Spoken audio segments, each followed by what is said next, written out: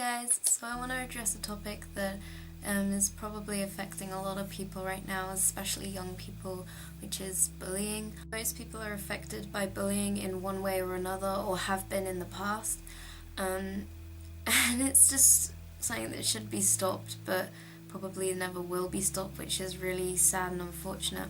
Basically why I bring this up is because lately with my friends we've all been kind of feeling a bit down, we've all been kind of talking about each other a bit, and it's really upsetting. The definition for bullying is to have like a superior influence over someone, but I feel like bullying can come in lots of different forms, and verbal is kind of like not so much of an extreme depending on how bad it is. So talking behind someone's back about them, like saying snarky or rude comments, I would count that as bullying, even if it doesn't seem like it, because you're not saying it to their face, you're not kind of intimidating them, but I would count it as bullying because you're basically giving hell to someone. Most people I know have been bullied at some point in their life. I have only a tiny bit when I was in primary, just because I've always been kind of like the shy, quiet girl who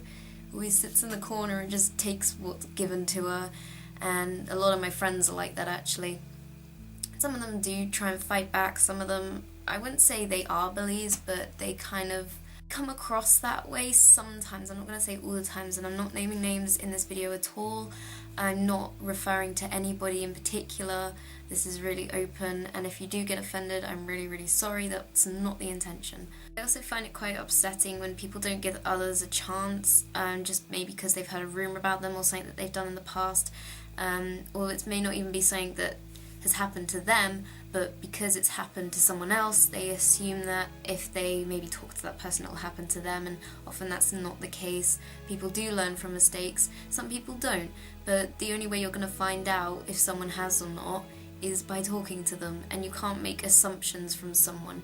You can think about their past, but unless you talk to them, you don't really have the right to say something about someone if you've not really had that experience yourself.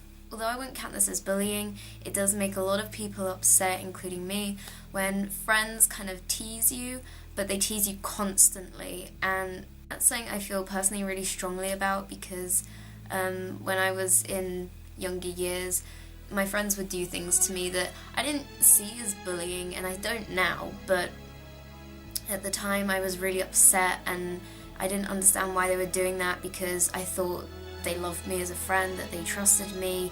I was really confused why they were doing this to me, that they could see it was making me unhappy, but they kept doing it. They never intended for it to be upsetting for me, just as an ongoing joke, I suppose.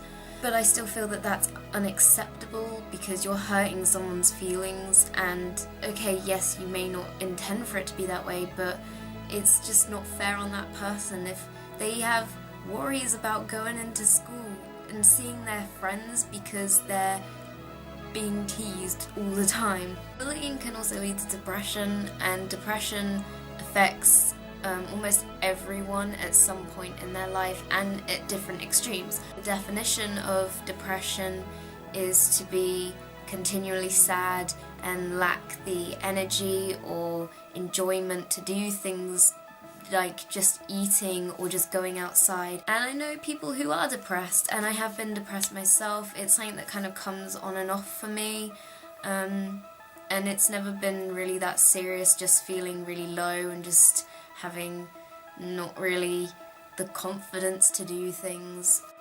I would say there's only really been 2 points in my life when I've felt really depressed. That was when my grandma passed away, and that didn't last for too long. It only lasted maybe a couple months, but because I'd never lost someone close to me in my life before, it's something that really affected me, and also she was my last grandparent, so I feel comfortable talking about it though, because my family's really open with this kind of thing, and when she passed away, my family just kept talking about it, and so although it does upset me kind of bringing it up, I'm comfortable talking about it because my whole family's talked about it, so I just feel like it's normal, and I feel like it's quite healthy as well, because it will happen to everybody at some point in their life, and you know, trying to get comfortable with it is a good thing. I just want to point out that I didn't take any days off for bereavement. As for the different kind of levels of depression, say that was very minor depression. I also went through a bit of depression at the end of summer, early autumn, which was not serious at all. I literally just stayed at home. I didn't really want to go out with my friends or talk to anyone, but at school I was absolutely fine. I was still my crazy self, but at home I just didn't want to do anything basically, and I felt like I really couldn't talk to anybody about it, not because I didn't trust them, just because I thought they might instantly think, oh, she's not depressed because, you know, she's not crying all the time, she's fine at school, she's not cutting herself. And cutting is one of those things I feel almost cringy to talk about, because I think for a lot of people, as soon as someone mentions depression, you just think, oh, they're self-harming, or oh, they're thinking of suicide. And that's not the case. I would say that's pretty extreme depression when you begin to self-harm or have suicidal thoughts. I would say the main symptoms of depression is just lack of energy, lack of confidence, lack of self-esteem, and abnormal eating habits. For a lot of people it's eating less, but for some people they do eat more. The main point I'm trying to make in this video is that you've really got to think about what you're saying to people and how it's going to make them feel, because people take things differently. Some people take things really offensively, some people will take things really well and work on that, and that's something I find really hard doing, is telling people how I really feel, even if it's just like, oh yeah, I would actually really like to go into that shop, and yeah, I may be the minority, but you know, if it's something I would like to do, it's kind of courtesy. And lately I've tried to be really honest with my friends and tell them how I'm feeling about them and things they do that annoy me, or I know other people think that annoys them,